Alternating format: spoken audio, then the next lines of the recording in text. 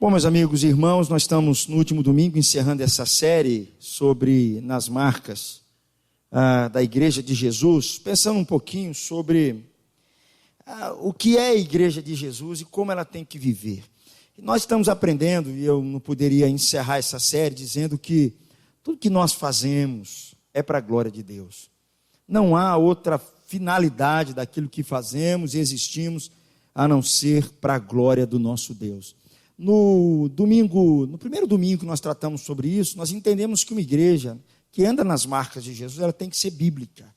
Ela tem que ter o seu fundamento nas Escrituras e defender as Escrituras. Sua base são as Escrituras. No outro domingo nós falamos que ela tem que ser missional, no sentido de que ela sai, ela se envolve com as pessoas.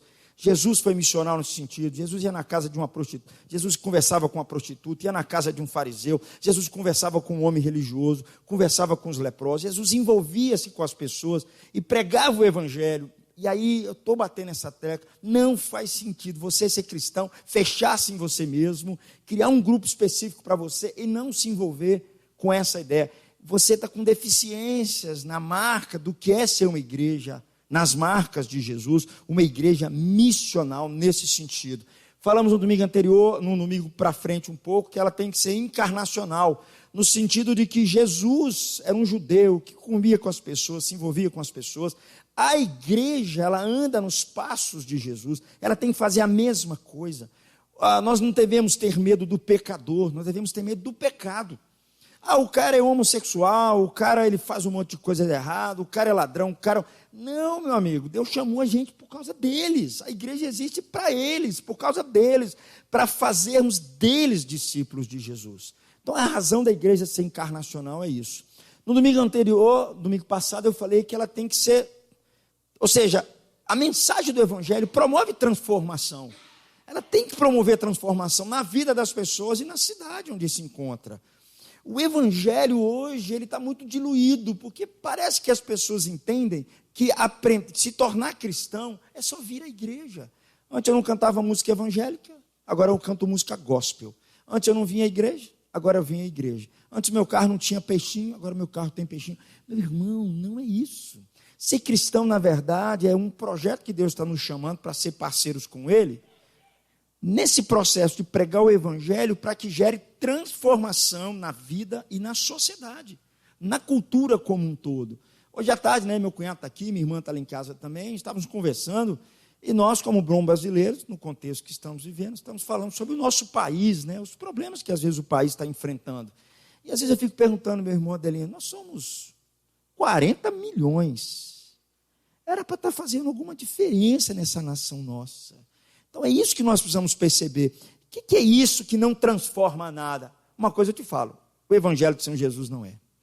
Hoje eu não poderia deixar de fechar falando que tudo é para a glória do nosso Deus. Tem um teólogo americano, muito joia, chamado John Piper, ele fala uma frase que ele resume bem o que é essa ideia da igreja nas marcas de Jesus existir para a glória de Deus. Ele diz assim: se a busca da glória de Deus não for colocada acima da busca do bem do homem, nas afeições do coração e nas prioridades da igreja, o homem não será bem servido e Deus não será devidamente honrado. Eu confesso a vocês que aqui está uma das grandes tentações para pastores e líderes da igreja, quando eles começam a perceber que as suas igrejas estão crescendo, e louvado seja Deus por isso, a igreja tem que crescer. A igreja, ela precisa crescer, ela tem que crescer de forma natural, de forma intencional, um monte de coisa. E, às vezes, há uma tentação muito grande, que muitas pessoas acham que é por causa do jeitão dele, é porque ele está fazendo as coisas funcionarem, é porque o pastor, ele começa a se tornar uma pessoa mais conhecida, a sua igreja se tornar mais conhecida. Opa, para. A glória não é minha, a glória não é da igreja presbiteriana de Itabira, a glória não é da igreja batista, a glória não é da igreja Assembleia de Deus, a glória é de Deus. Os holofotes não cabem em cima da gente, a igreja foi chamada para isso, ela existe para isso. Aqui corremos um grande perigo, muitas vezes, quando vemos esse número de pessoas se convertendo ao evangelho, e às vezes a glória cai para a própria pessoa, ou cai para uma pessoa, mas para, a glória é de Deus. As igrejas, elas precisam estar centradas na majestade, na beleza de Deus. É isso que a igreja existe. Existe para a glória de Deus. Nós não devemos fazer pensando que tudo vai cair na nossa própria conta. É isso que nós estamos fazendo para a gente receber os louros, para a gente receber os aplausos. Eu creio que o apóstolo Paulo entendeu isso e entendeu muito bem quando ele escreveu sua carta aos Efésios. Bom, nós temos aprendido aqui já, falado em alguns domingos, que a igreja em Éfeso, ela estava num contexto extremamente urbano, extremamente complexo, um grupo muito pequenininho, que muitos pensariam, não vai dar em nada, esse negócio daquele homem morreu lá não vai dar em nada. E Paulo, como nós falamos domingo passado, ficou 2 anos na cidade de Éfeso, ensinando na escola de Tirano, e aquilo houve um rebuliço na cidade. Plantaram-se várias igrejas, muitas pessoas se converteram, muitas pessoas mudaram seu pensamento, e aquela igrejazinha, naquele lugar tão complexo, numa realidade tão complexa, com a mensagem do Evangelho, levou e transformou a vida das pessoas. E no fundo, quando Paulo escreve a sua carta aos Efésios, ele termina a sua primeira parte da carta, dizendo, tudo é para a glória de Deus. Tudo é para a glória de Deus. Eu fiz, Apolo fez, mas a glória não é nossa. Tudo se resume para Deus. É por isso que sempre nós lembramos aqui da nossa igreja, na missão da nossa igreja, esse negocinho aqui, ó. Somos uma igreja que existe para transformar a realidade local para a glória de Deus. É bom que a gente tenha isso em mente. E aí eu convido você a ler comigo alguns trechos que nós vamos pensar nessa noite de Efésios, capítulo 3, somente os versículos de número 14. Veja bem o que Paulo vai nos ensinar sobre essa ideia de ser uma igreja que vive para a glória de Deus, cristãos. E eu queria que você lesse comigo esse versículo de número 14. Por essa razão, ajoelho-me diante do Pai, do qual recebe o nome toda a família nos céus e na terra.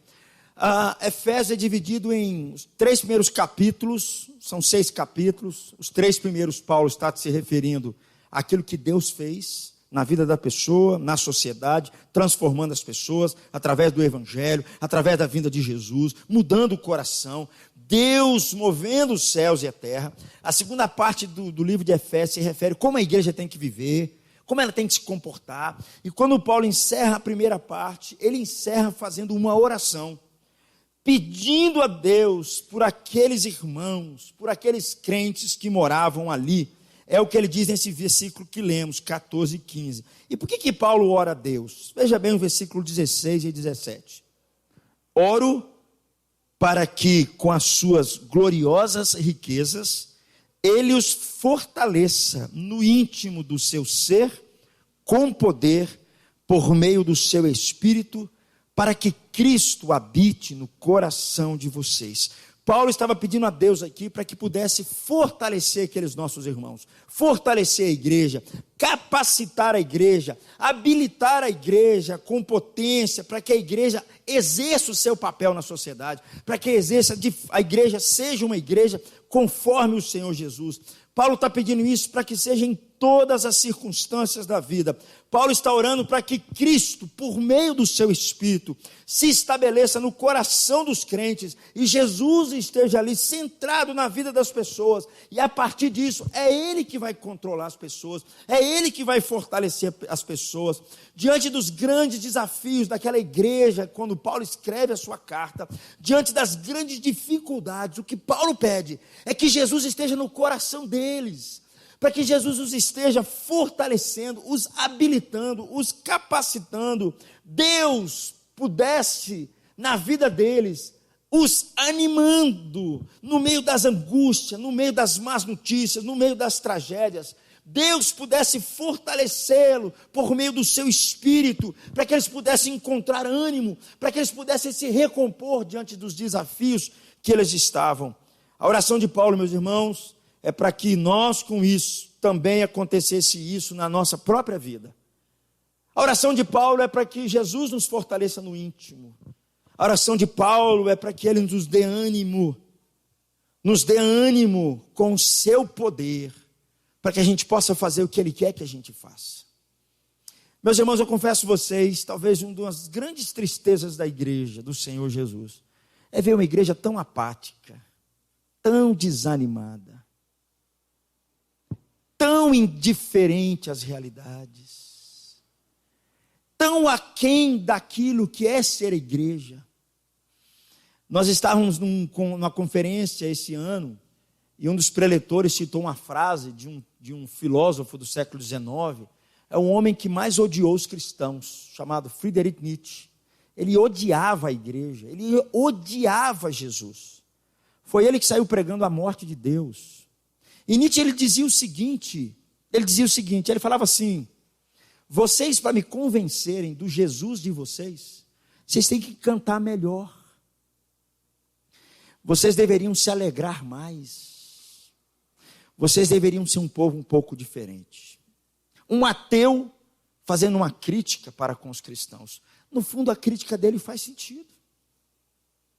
É por isso que Paulo está pedindo para que pudesse fortalecer os nossos irmãos, fortalecer a igreja, nos encher de ânimo, nos encher de vigor. Sabe por quê?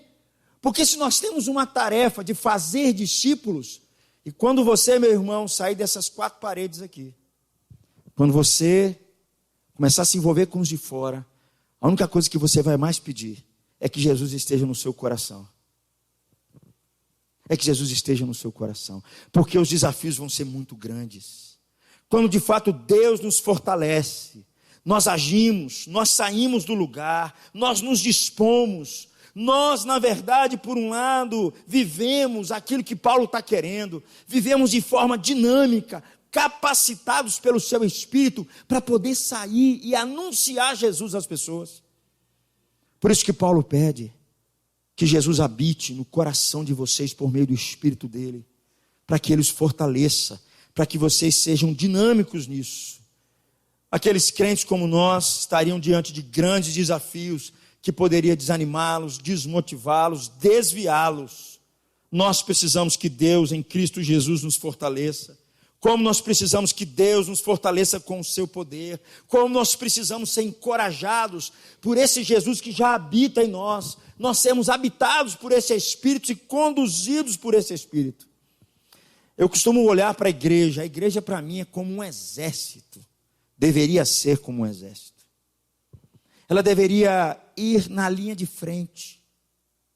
Ela que deveria estar à frente do seu tempo, do seu momento, das circunstâncias a qual vivemos, das duras realidades que perpassam essa cidade, aonde nós moramos, coisas que nós ouvimos, que mexem com o nosso coração. A igreja deveria estar à frente. É por isso que Paulo pede, os fortaleça. Porque pregar o evangelho, por um lado, como eu falei domingo passado, é encarar muita oposição. Muita oposição. E como eu falei domingo passado, essa oposição pode começar dentro da sua casa. Pode começar do lado do seu marido. Pode começar com o seu vizinho, com colegas de trabalho. É por isso que nós precisamos ter em mente que Deus em Cristo Jesus precisa nos fortalecer, precisa nos reanimar, precisa nos redirecionar, precisa fazer com que o seu Espírito esteja em nós e nos dinamize e nos potencialize para fazer aquilo que Ele está querendo.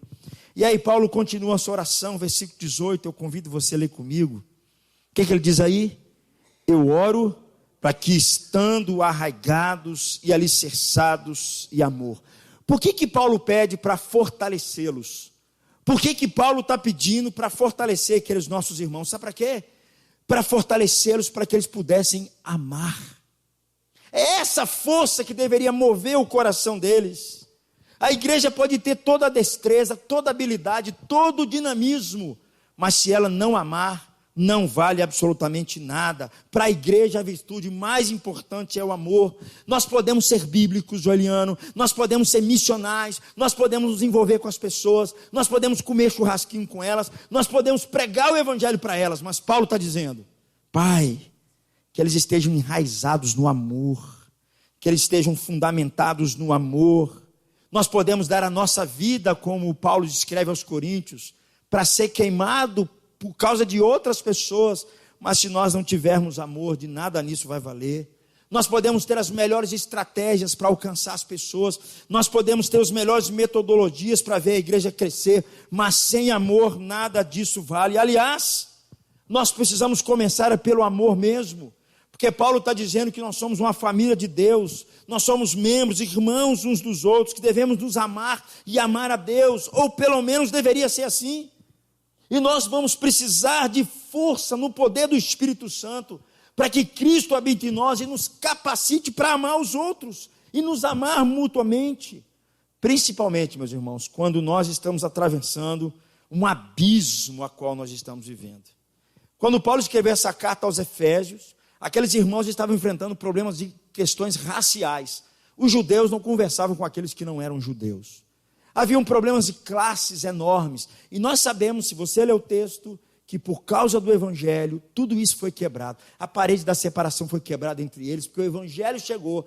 E Paulo ora para que eles pudessem ser enraizados, para que eles pudessem olhar para o outro e perceber que eles precisavam se amar. Amar-se mutuamente. Eles precisavam ser capacitados para amar. Às vezes nós ligamos a nossa televisão e vemos lá palestinos brigando contra judeus, essa guerra da Síria, toda essa confusão. Às vezes eles são inimigos de muito tempo. Imagine se amanhã eles se convertem. Imagine amanhã os filhos deles juntos. Eles precisam se amar. E Paulo está dizendo, eu oro para que eles sejam enraizados, fundamentados no amor, porque é isso que deve marcar as relações deles. Paulo aqui traz duas metáforas interessantes, de uma árvore e de um edifício.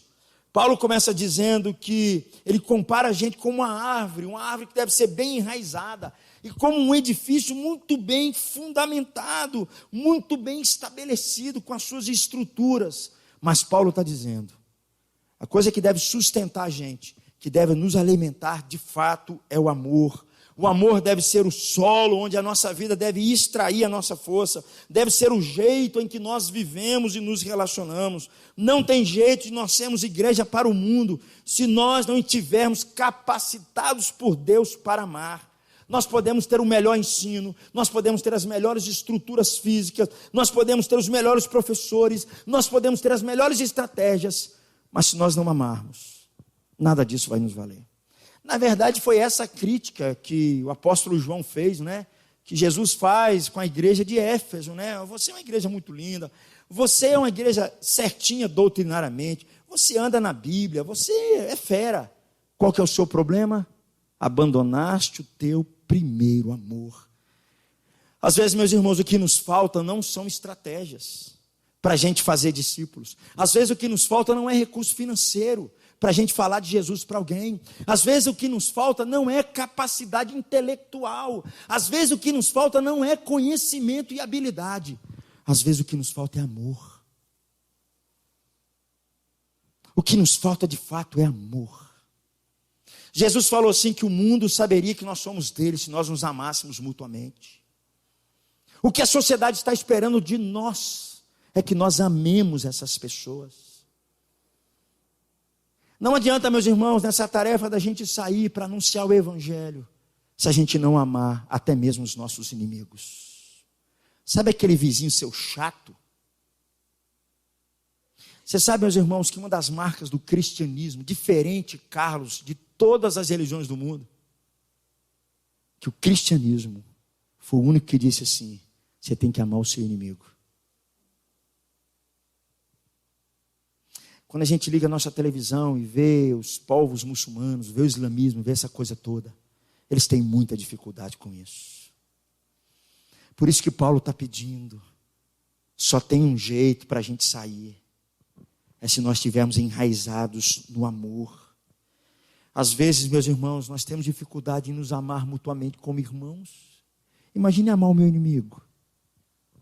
Imagine amar aquele cara que está me atrapalhando lá no meu trabalho, ou aquele cara que fala mal de mim, ou aquele cara que zomba de mim. Paulo está dizendo, Pai, eu peço ao Senhor para que eles sejam fundamentados no amor, enraizados no amor. É dessa forma que o mundo vai saber que eles são meus. É dessa forma que eles vão alcançar o mundo. Às vezes, meus irmãos, eu ligo a televisão e fico vendo alguns programas evangelísticos ou evangélicos na televisão. E às vezes alguns caras, eles falam de homossexuais e metem pau nessa turma, eles metem pau em todo mundo, essa confusão toda. Meus irmãos, a única coisa que eu peço é que a gente possa amar esse pessoal. Amar acima de tudo. A nossa mensagem não vai chegar aos ouvidos deles se nós não os amarmos.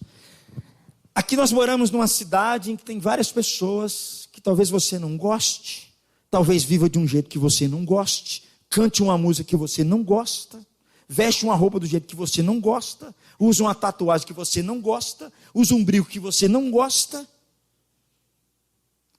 E Paulo está pedindo para a gente amar esse pessoal.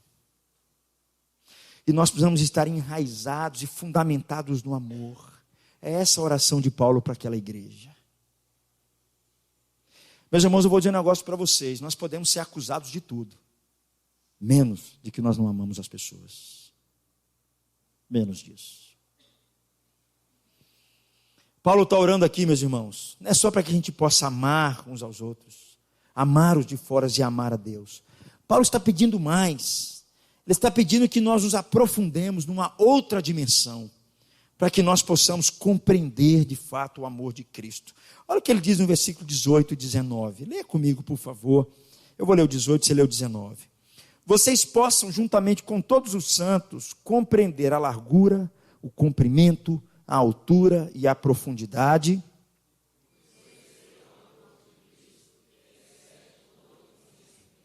Meus irmãos, nós precisamos de força para amar bem, como nós precisamos de poder para compreender o amor de Cristo. E o texto diz que todo o seu esforço, você ainda não vai conseguir compreender o amor de Jesus. Porque o texto diz que o amor de Jesus excede todo entendimento. Toda maneira que nós vasculharmos a Bíblia, nós ainda não vamos compreender o que Jesus fez na cruz por nós. Nós ainda não vamos compreender como é que Jesus sai da casa do pai dele, coloca seus pés aqui e se envolve com esse bando de pecadores, um bando de mentirosos, um bando de adúlteros, um bando de gente que não gosta de ninguém, um bando de gente com coração duro. Eu me lembrei aqui de um pastor, que ele estava envolvido com vários pastores assim, sabe, Arthur? E aí ele sentou e perguntou assim: eu gostaria que cada um falasse da sua igreja. E aí, perguntar para pastor, para falar da sua igreja, a gente só fala bem. Não, a minha igreja é maravilhosa, a minha igreja é tal. Tem uma turma lá que canta bem, o outro fala, não, a minha igreja é bem estruturada no ensino. O outro, não, a minha igreja evangeliza. E aí, quando chegou para ele, ele falou assim: gente, vou dizer um negócio para vocês. A minha igreja tem um monte de adúlteros na minha igreja. Tem um monte de gente mentirosa na minha igreja.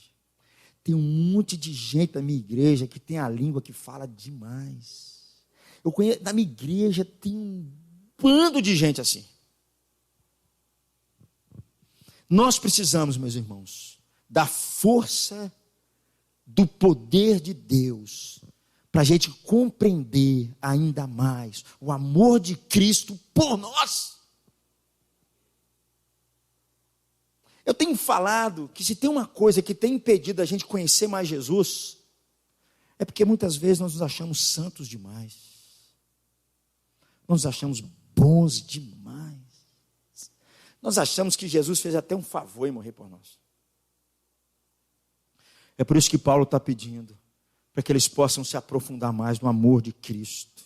Isso me faz pensar que quanto mais nós nos aprofundamos no amor de Jesus, quanto mais nós mergulhamos nas dimensões do amor de Jesus, cada vez mais deve se tornar claro para mim, cada vez mais, como largo, como extenso, como profundo, como é toda essa extensão do amor de Jesus. Mais eu posso servir ao outro, mais eu posso me envolver, mais eu posso me entregar, menos dúvida eu tenho para compreender o que Deus está querendo.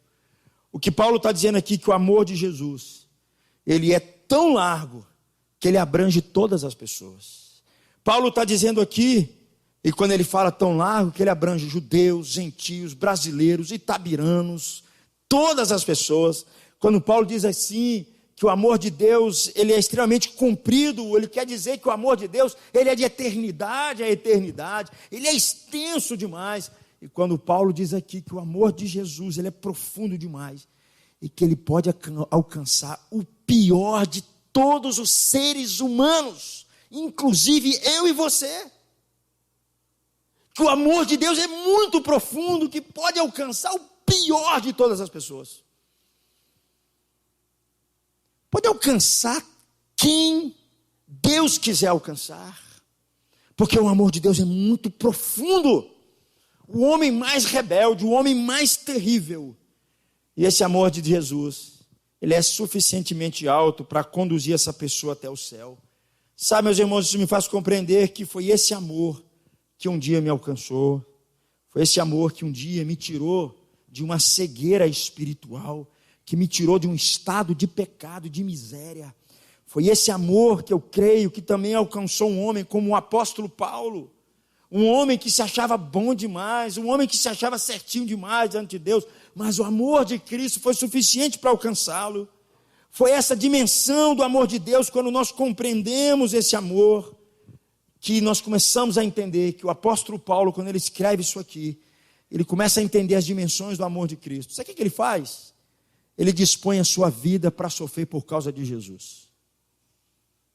Ele dispõe a sua vida para ser apedrejado, para ser jogado no mar, porque ele quer fazer o amor de Cristo conhecido entre todos os lugares.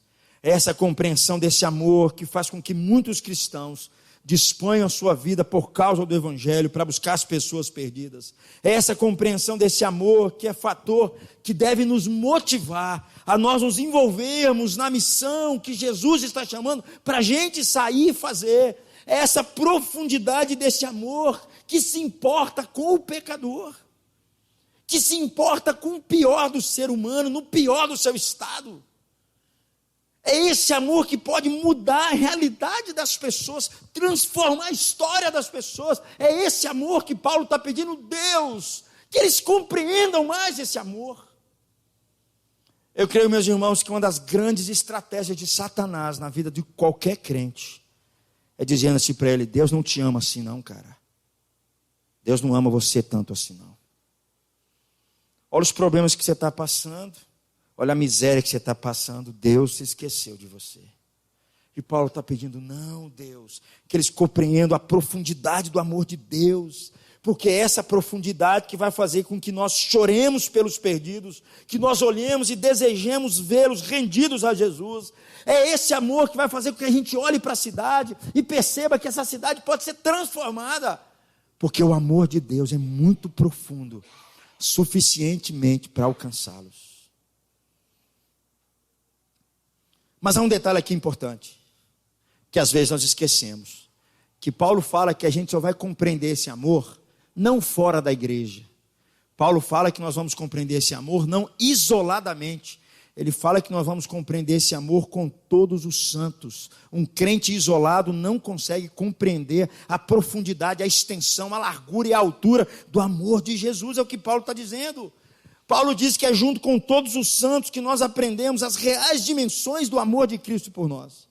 É no meio do povo de Deus que nós entendemos como o amor de Deus é profundo. Quando Paulo escreveu isso aqui, ele estava olhando para uma comunidade, Marcelo, que era formada de judeus e gentios. E eles precisavam se amar, porque antes eles nem se conversavam. Eles eram inimigos de fato. E Paulo está dizendo assim, que é no meio dessa comunidade, que ele olhava para eles, eles perceberam assim: como é que esses caras podem se amar?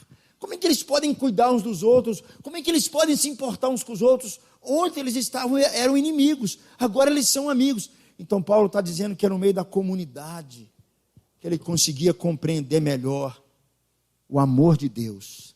Sabe, meus irmãos, quando eu olho para a igreja, eu vejo os irmãos aqui, pessoas de vários tipos de criação, de várias cidades diferentes, pessoas que tiveram suas formações intelectual diferente, pessoas umas mais intelectuais do que outras, umas mais pobres do que outras, umas brancas, outras negras, de todas as raças, de todas as pessoas. E hoje nós podemos nos chamar de irmãos. Paulo está dizendo: eu oro para que o amor de Cristo penetre mais no coração dele, porque quando eles estão vivendo em comunidade, eles olham uns para os outros e falam assim: foi Deus é quem fez isso, porque se dependesse de mim eu não entenderia isso. E é essa a oração de Paulo, é isso que ele está pedindo para que aquela igreja tenha, Meu amigo, é bom dizer que mesmo assim, mesmo no meio de todos os santos, mesmo quando nós estamos nos abrindo para compreender ainda mais o amor de Cristo, Paulo diz que não é demais para a nossa compreensão, porque o amor de Jesus excede todo entendimento. Imagine você pegar todo o conhecimento do mundo até o presente momento. Alguns dizem, que crianças hoje, eles já têm num tablet todo o conhecimento acumulado de 2, 3 mil anos de história, simplesmente num tablet. Hoje as crianças já têm mais informação do que os meus avós no passado. Eles têm muito conhecimento. Se nós pegássemos todo o conhecimento do mundo, todas as mentes mais sábias desse universo, mesmo assim, o amor de Jesus excede todo o conhecimento, excede todo o nosso entendimento, excede toda a nossa compreensão. Você sabe por quê, meus irmãos? Como é que eu vou entender Deus se envolvendo com a gente e perdoando a gente? Como é que eu vou entender que foi Jesus que pôde transformar gente orgulhosa, gente maldosa, gente soberba? Como é que eu posso compreender que, por meio de Cristo Jesus, Ele transformou famílias, transformou filhos, transformou cidades? É isso que Paulo está pedindo, para que o amor de Cristo se afundasse, se eles aprofundassem ainda mais no amor de Cristo. Sabe, meus irmãos, uma coisa que eu acho que valeria a pena você, quando lesse sua Bíblia, quando você fizesse o seu tempo de meditação, quando você fizesse o seu tempo de reflexão nas Escrituras, você parasse para pensar um pouco mais como o amor de Deus é profundo. Você parasse para pensar um pouco mais como o amor de Jesus é extenso. Talvez valeria a pena você chegar em casa e dar uma paradinha e olhar para a sua própria vida e perguntar para você mesmo como é que Deus pode te amar com esses pensamentos imundos que passam na sua cabeça, com esses pecados ocultos que você comete, com esse coração duro muitas vezes que você não se rende por nada. Como é que Jesus pode te amar? É isso que Paulo está pedindo para eles, para que eles se aprofundem ainda mais no amor de Cristo, porque quando eles fizerem isso, automaticamente eles vão sair, eles vão anunciar o amor de Cristo às outras pessoas, eles vão tornar esse amor compreensível às outras pessoas. E aí Paulo, mais à frente, ele não só ora por isso, e aí ele fecha a primeira parte. Olha o que ele diz aí no versículo logo abaixo. Paulo ora para que eles sejam cheios de quê? Cheios da plenitude de Deus. Como crentes, nós precisamos continuar nos enchendo de Deus, procurando cada vez mais crescer até atingir a plenitude de Cristo, nos parecer com Cristo cada vez mais, em todas as dimensões da nossa vida. Paulo diz que nós precisamos buscar ser cheios até nós atingirmos a plenitude de Jesus Cristo. Esse é o alvo do crente. O alvo do crente é Jesus. O alvo do crente é que ele se pareça com Cristo. E aí, meus irmãos, deixa eu só falar um negócio rapidinho com vocês. Quando nós começamos a nos parecer mais com Jesus, mais nós amamos as pessoas. Quando nós começamos a nos parecer mais com Jesus, mais nós temos interesse pelo perdido. Quando mais nós amamos as pessoas, mais nós tiramos de nós essa carga, essa coisa que nos impede da gente viver o Evangelho. Porque foi isso que Jesus fez. Ele saiu da casa do Pai dele e veio aqui para morrer em nosso lugar, se envolver com a gente. Quanto mais de Cristo nós nos parecemos, mais nós vamos amar as pessoas, mais nós vamos pregar o Evangelho para elas, mais nós vamos nos envolver com os nossos amigos, com os nossos parentes, dizendo para eles a mensagem de salvação para o coração deles. É assim que Paulo está dizendo, é nesse sentido que nós precisamos buscar a perfeição, porque o nosso alvo é Cristo. Nosso alvo é a plenitude do seu amor. Paulo está nos chamando, na verdade, a um grande desafio. E aí, meus irmãos, esse desafio não deu para qualquer um, só deu para a igreja. É a igreja que tem um privilégio de que o Espírito Santo habite no nosso coração, Guilherme, e a gente possa sair na missão que Jesus confiou para nós. Ele nos dá o privilégio de fazer parte dessa missão. E ele fala, sejam cheios de Deus, sejam cheios da plenitude de Deus. enquanto vocês vão sendo transformados pelo Espírito de Cristo, vão se parecendo cada vez mais com a imagem de Jesus. Paulo está querendo dizer assim, que cristãos, quando eles são profundamente maduros espiritualmente, eles são maduros nos seus relacionamentos com Deus e com o outro, eles são maduros no seu compromisso com o outro, e eles são maduros para assumir a responsabilidade que Jesus colocou sobre eles. Nós poderíamos resumir tudo isso que eu falei numa escadaria, né? Paulo está mostrando para nós assim, como se fosse uma escadaria cristã. Ele começa lá embaixo dizendo assim, sobre a força do Espírito Santo, da presença dele, dominante em nós. E aí a gente sobe um degrau um pouquinho a mais, a gente vai se aprofundando no amor, enraizado nesse amor, e aí subimos uma escada um pouquinho a mais, para que a gente possa conhecer o amor de Cristo, nos aprofundar ainda mais no amor de Cristo. Para que tudo isso? Para que a gente alcance a plenitude de Deus. Essa é uma escada que Paulo está olhando, que deve ser assim a vida do cristão. O cristão não pode se estagnar na sua vida espiritual. Ele não pode viver de forma mediana na sua vida espiritual. Ele tem que buscar crescer. E esse crescimento, Paulo está olhando, Paulo está percebendo, Paulo está pedindo a Deus para que isso aconteça na vida deles. Porque cada vez mais que crente está cheio da plenitude de Deus, cada vez mais que um crente está cheio do amor de Cristo, cada vez mais que um crente está enraizado no amor, cada vez mais que um crente está habitado pela força do Espírito Santo, mais as pessoas em volta dele são impactadas pela verdade que habita no coração dele.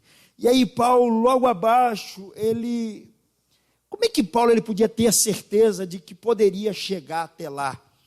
Como é que Paulo poderia ter a certeza de que Deus responderia às suas orações?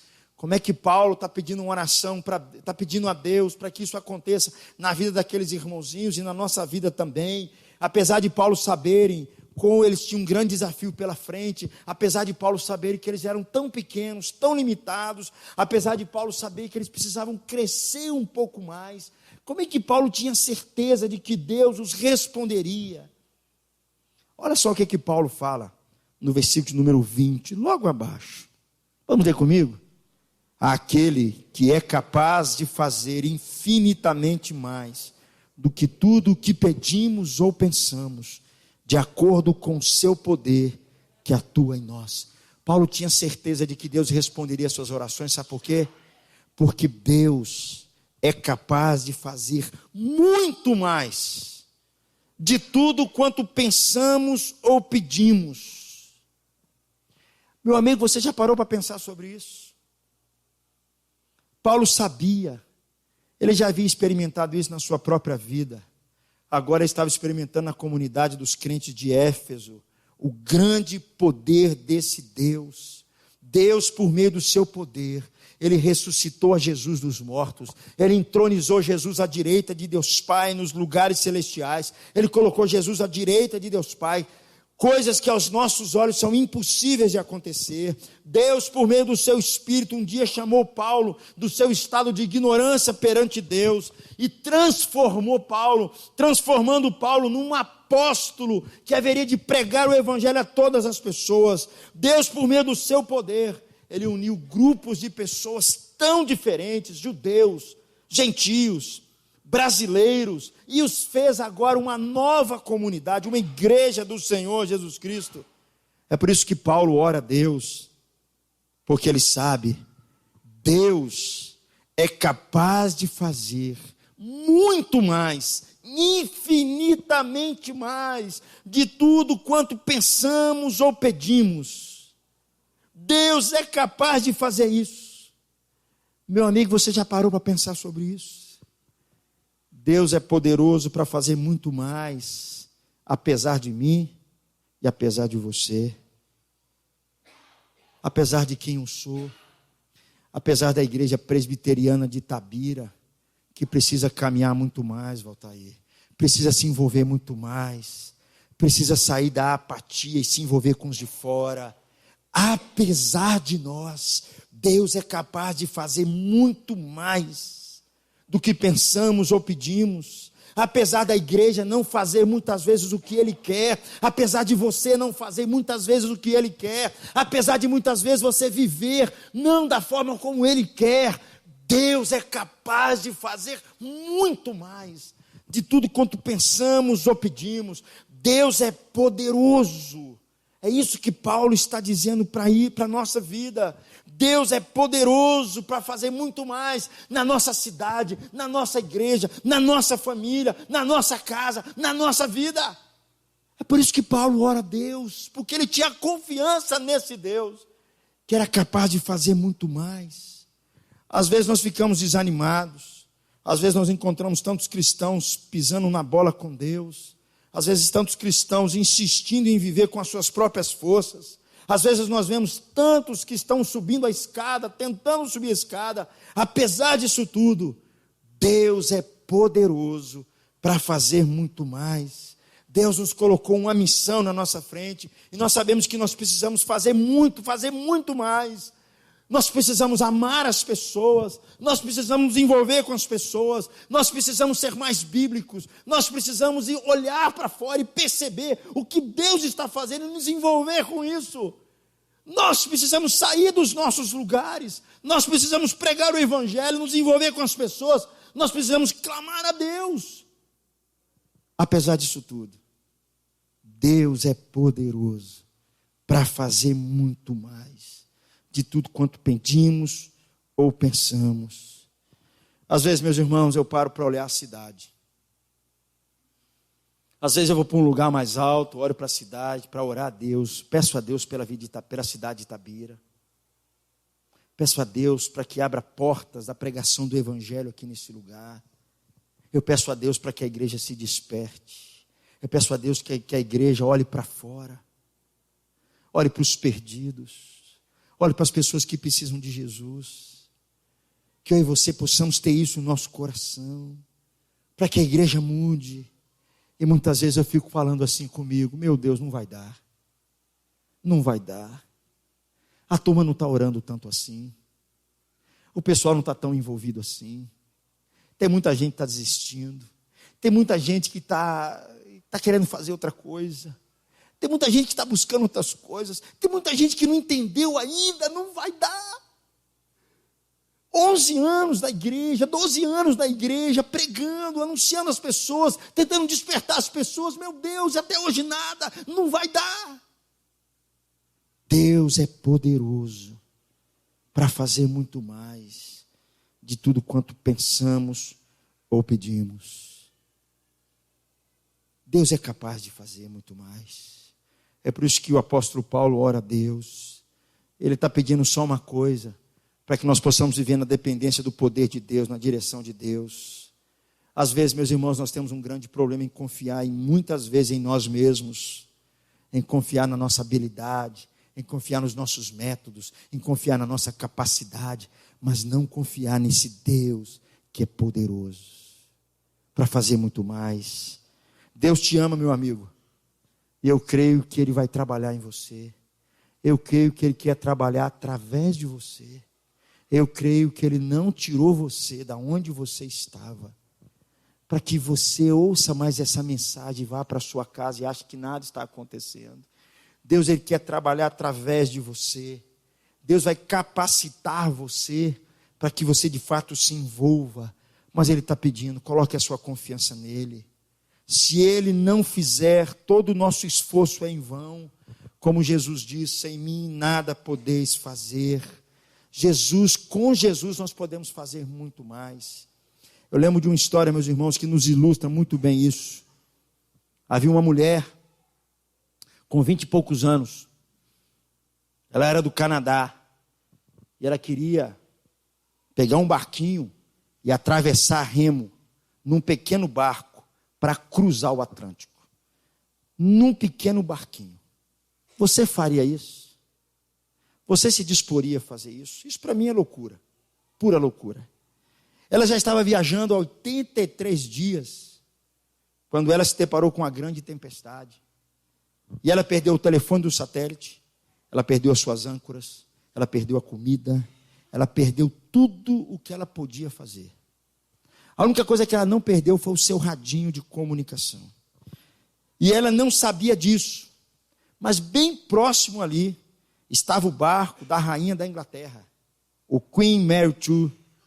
E o capitão do Queen Mary II ouviu o pedido de socorro daquela mulher, desviou a rota do navio, parou ao lado daquele barquinho e começou a dar a ela suprimento. Primeiro deu comida, depois consertou o telefone dela, depois consertou as suas âncoras, deu água potável para ela. E todas as pessoas do navio chegaram ao lado daquele barquinho e começaram a encorajar aquela mulher, dizendo para ela continuar a sua viagem. Quando eu ouvi essa história, eu pensei, eu sou como essa mulher do barquinho. Eu não tenho poder.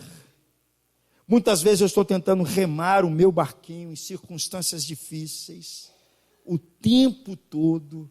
Muitas vezes eu estou tentando fazer o que Deus está querendo, mas Deus, com o seu grande poder, com o seu grande navio, Ele chega perto de mim e diz assim para mim, no meu ouvido, de forma muito clara: Renato, eu sou poderoso para fazer muito mais do que você está pedindo, do que você está pensando. Meus irmãos, Deus faz apesar da igreja. No fundo, Tiago, Deus nem precisa da gente. Ele está nos dando o privilégio da gente participar da missão dele.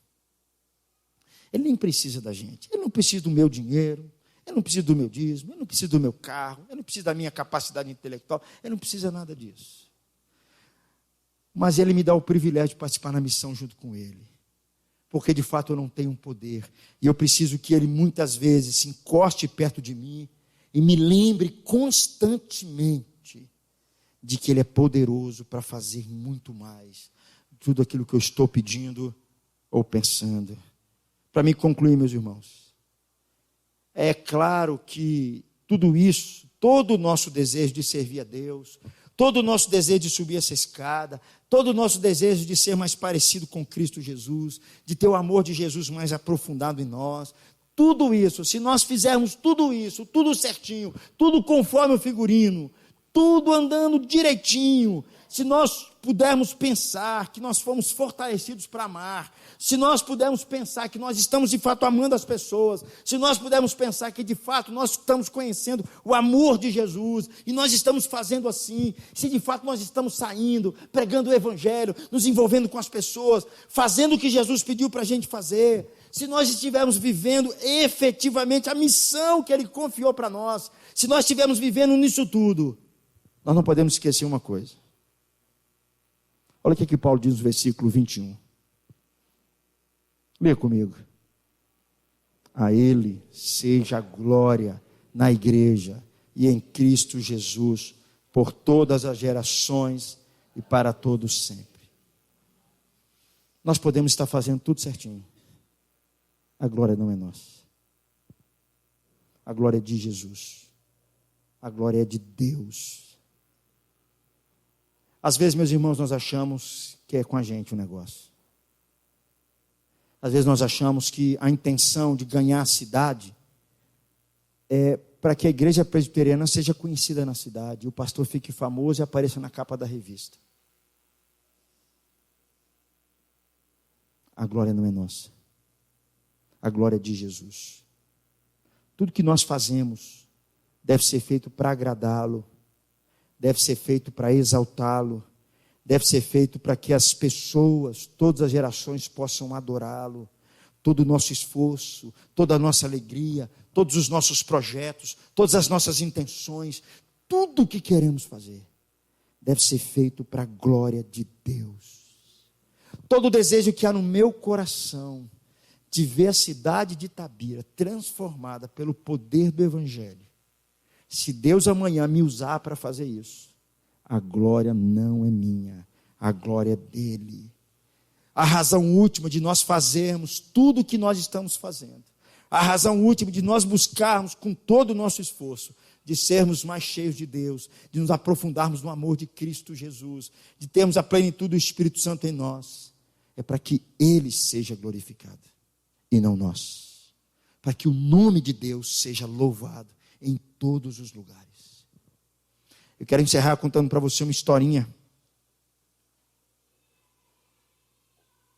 Conta essa história de um jovem pianista, que ele estava se destacando muito na arte de tocar piano. Certo dia ele foi convidado para fazer uma apresentação num teatro muito famoso da cidade. E para ali recorreram várias pessoas da cidade para ver aquele jovem pianista com um talento profundo na arte de tocar um piano. E chegou o grande dia da sua apresentação. O auditório estava lotado. Várias pessoas importantes da cidade estavam ali.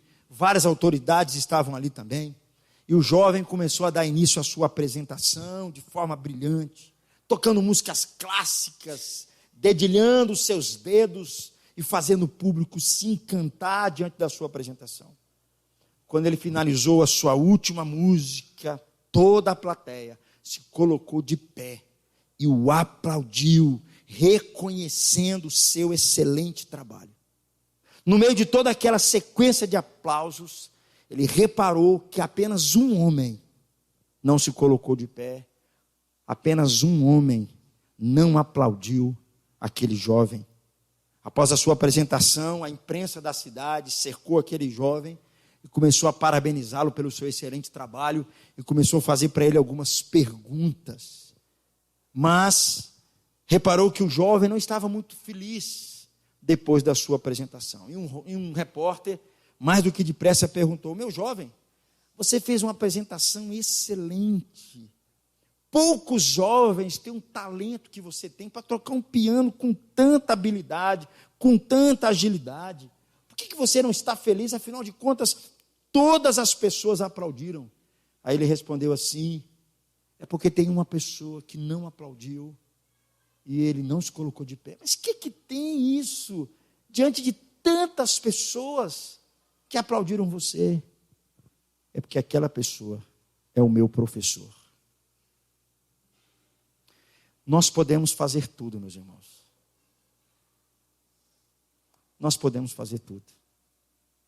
Nós podemos nos esmerar. Nós podemos nos envolver com os de fora. Nós podemos nos envolver com eles, pregar o evangelho para eles, dizer: Jesus me usa. Mas se nós não agradarmos ao nosso Deus, tudo é em vão.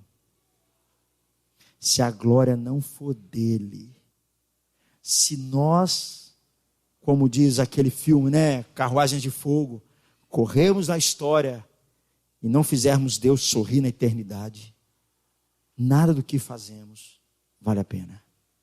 A glória é dele. Deus nos chamou para que a glória seja dele e não nossa. A minha oração é que você seja um cristão mais comprometido. A minha oração é que Deus possa responder a oração do apóstolo Paulo na sua vida, para que você seja cheio do amor de Deus, para que você seja cheio da plenitude de Deus. Mas a minha oração é para que através da sua vida, Deus seja glorificado. Porque no dia que Deus for glorificado através da sua vida, as pessoas vão se render ao amor de Jesus. Elas vão dobrar o joelho e elas vão adorar ao Deus que faz todas as coisas e a faz infinitamente mais conforme pensamos ou pedimos. Que Deus tenha misericórdia da nossa vida. Que Deus tenha misericórdia da sua vida. Vamos orar. Eu queria que você fechasse seus olhos. Oh Deus, eu sei que aquilo que nós ouvimos aqui nessa noite, nós até já sabemos. Muita gente já leu esses textos, já ouviu isso, já leu na placa da igreja, que nós existimos para a glória de Deus. Mas às vezes, ó Deus, estamos num caminho errado, porque não dependemos mais do Senhor, dependemos da nossa força. Às vezes estamos querendo mais é que a nossa denominação cresça, que o nosso nome apareça, que o nome de fulano de tal se torne conhecido, e não o teu nome. Deus, só tem um jeito desse lugar aqui se render ao Senhor. É quando a glória do Senhor for manifesta aqui. É quando o poder do Senhor for manifesto neste lugar. e seja através das nossas vidas, para que pessoas possam conhecer de fato quem é o Senhor. Deus, a minha oração é aquilo que o Senhor Jesus disse: brilhe também a vossa luz diante dos homens, para que vendo a vossa luz, glorifique a vosso Pai que estás nos céus. Deus, eu não tenho outra intenção na vida a não ser essa. Ó Pai, então tenha misericórdia de nós. Que a igreja, que cada cristão tenha plena consciência disso. Às vezes, ó Pai, estamos tão desanimados. Às vezes estamos tão apáticos. Às vezes tão indiferentes. Às vezes olhamos para aquela pessoa, até mesmo dentro da nossa própria casa, e dizemos: não adianta nem falar de Jesus mais para ele. Não adianta nem mais viver o evangelho e falar isso para ele, porque ele não vai mudar mesmo.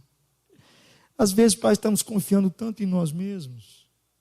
Estamos confiando tanto na nossa força, no nosso poder, nas nossas artimanhas.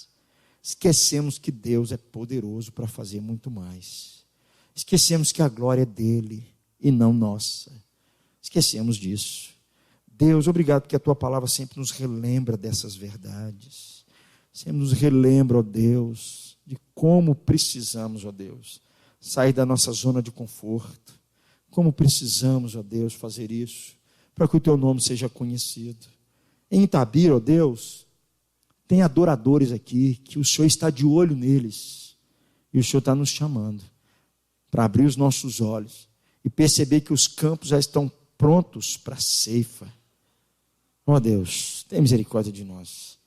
Eu não consigo entender, como eu sempre tenho falado domingo após domingo, a existência de uma igreja para nós mesmos. A igreja não existe para nós. A igreja existe para os de fora, para alcançar os de fora, para se envolver com os de fora, para amá-los, para anunciar Jesus aos de fora. Ó Deus, não deixe o nosso coração endurecer, não. Porque se o nosso coração endurecer, os pecadores, eles não vão se sentir bem junto com a gente. Ó Deus, tem misericórdia de nós. Que o amor do Senhor esteja se aprofundando em nós. Que o poder do teu Santo Espírito esteja sobre nós, ó Pai. Então Deus nos ajude. Em nome de Jesus. Amém.